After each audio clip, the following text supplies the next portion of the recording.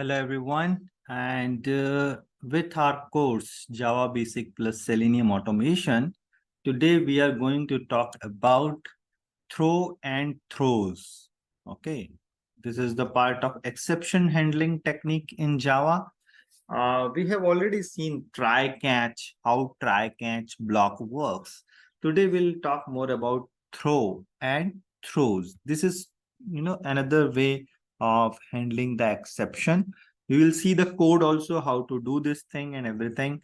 Let's wait. Let me start this and let's create a new class now here. Okay. For this, we will take help from there are different blogs tutorial available. So let's read it out, and with this example we will understand what is throw and throws. Okay, so it's saying that the throw and throw is the concept of exception handling, where the throw keyword shows the exception explicitly from a method or a block of code, whereas the throws keyword is used in a signature of method. Don't worry about the second part. The thing is, we will talk about this first, that throw keyword throw the exception explicitly from a method or a block of code. The second statement about the throws, we'll see it practically. First, let's see about everything about throw part. Okay, so that is the main thing, that it throw the exception explicitly. Means even if there is no exception, you can throw it. Technically, there is no exception, but still you can throw a particular kind of exception. What is the other thing about throw?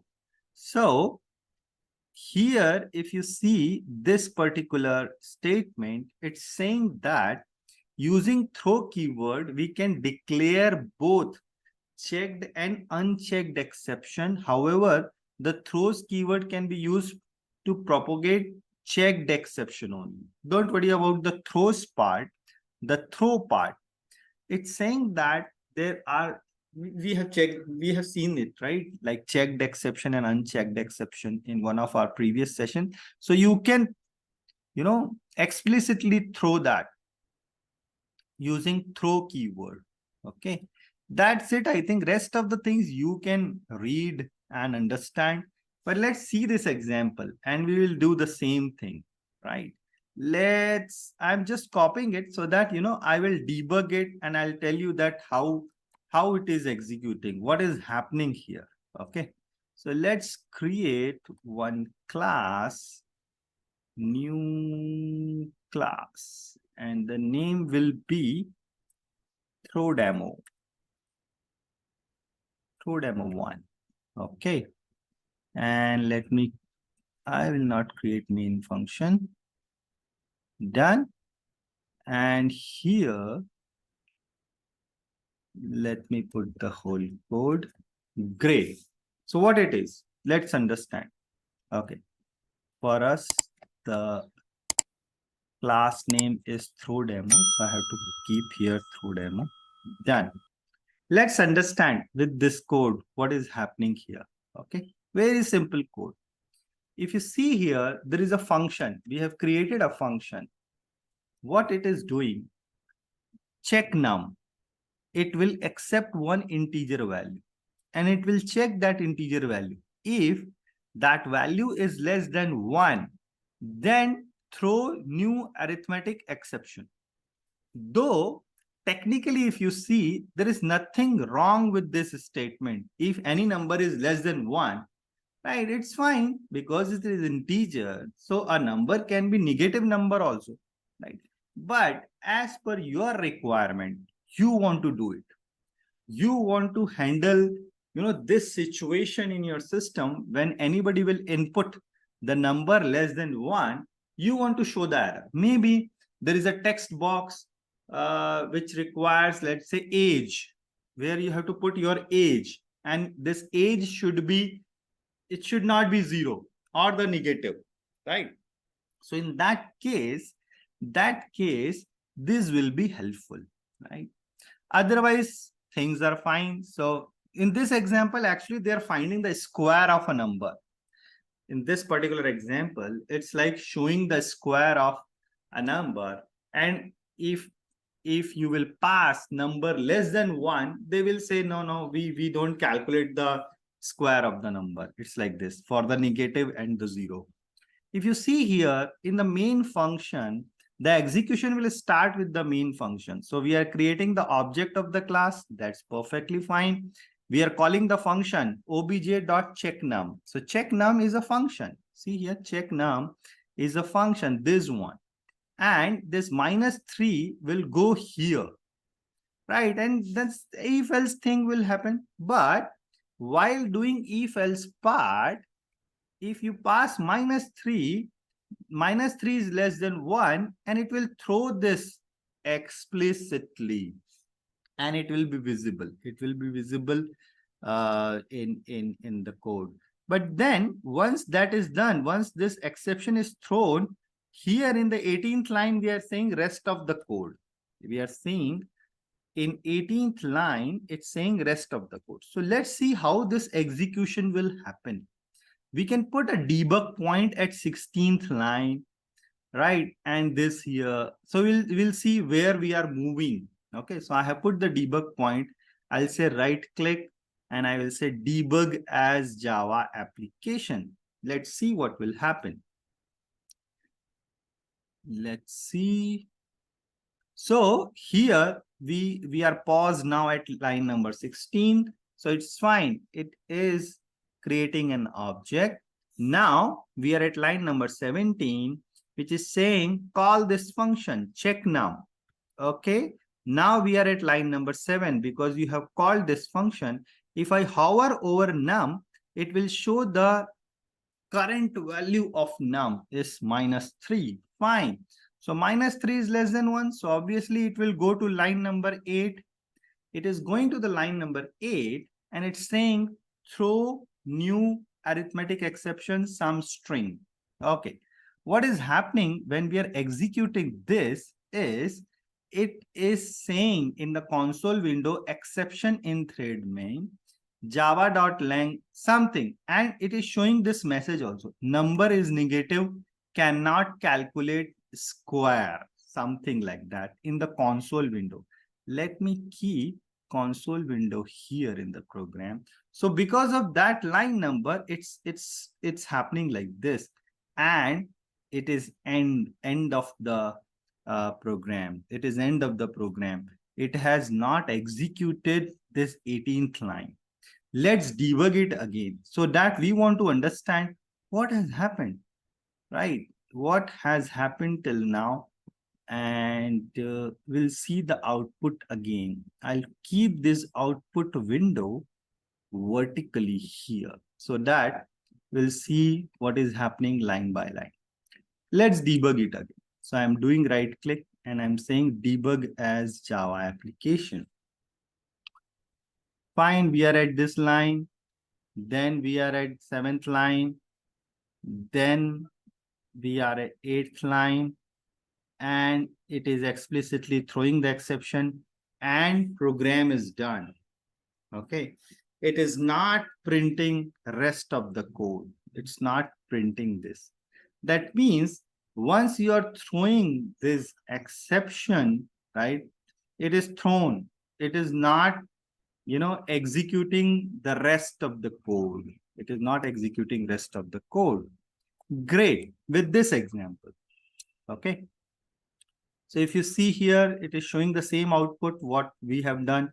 This is another way. If you want to run the code through your command prompt, okay, terminal, you can run it from this way. But how throws will work? How throws will work? We'll see this example, but I want to cover first throw part. Let's take one more example from one more website here. Again, let's see the theory. Throw is used to throwing exception process, or we can say it is used to throw an exception object explicitly. It can take at most one argument, which will be exception object, Only unchecked exception can be thrown. No, that's not true. Checked and unchecked, both exception you can throw, I think. Okay, here, there is one more example about throw part. Where is throw? Where is throw? This is one function which accepts two parameters. That's fine. It's try catch block. But we are saying in the catch block, throw this. Throw means go there where it is called, right? So this is another way. Let's create this one also. And we'll see what is happening. So I'm copying this particular part. Oh, it's under main. So let's no, the class name is main. Okay, let's create one more class which will be throw demo 2. New class throw demo 2. Finish. Okay, I'll close this console also. And this one. Let's format this program. How you can format it?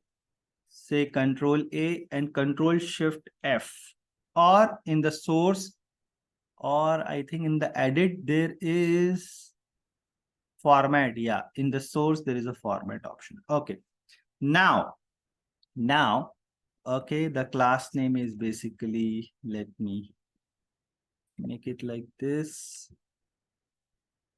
Okay, give some other name. So I'm giving th, and it should be th. Fine. Let's see how the execution will happen. This program is very simple.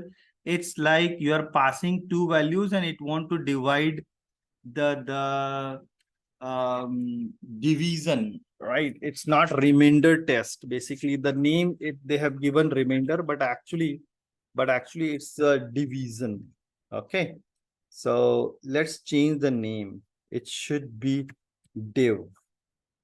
div. Let's see this one, copying this line. Okay, the function name is not remainder test, it's div. Fine.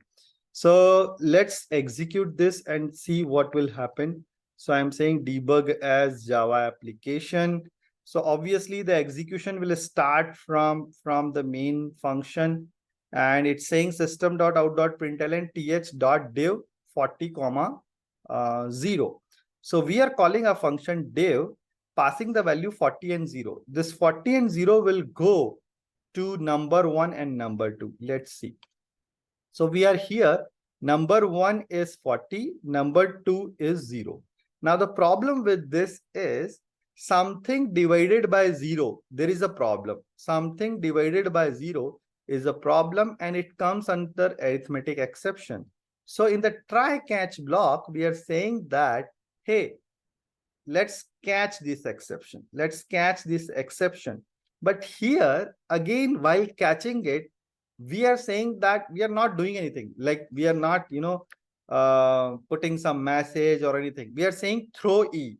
Throw E means it will throw this exception explicitly. Okay. But at the catch part, we have written. So because again, you have put here try and catch, right? So because there is a problem with this statement.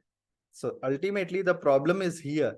When you are calling 40 and 0, it has gone there, it has thrown the exception. So here at 16th line, there is some problem. So there is a exception, because you have at the 9th line, you said throw this. So throw means go back where it is called and have that exception there. Now, when I'm saying this here in the exception, right? In the exception, automatically arithmetic exception divided by 0, it will come because you have thrown it explicitly. You have thrown it explicitly by saying this, correct? So this is one of another way when you know that there may be some, this kind of exception can occur, and in the main you are handling it through the parent exception. It's like this. Okay, that's it. But does that mean can I execute one more thing? So in previous example, we saw that we were not able to execute anything. But here, if I'll say system.out.println, some more statement, right? And now if I'll run this program, I'm not putting in debug mode. I just want to see this some more statement will be executed or not. Yes, it is executing. So after throwing that exception, I can continue other things, right? I can call other functions, which is working perfectly fine, other calculations and all, right? So this is another way of throw exception. Okay. Now we will see throws, so that things will be clear what I'm saying about difference between throw and throws.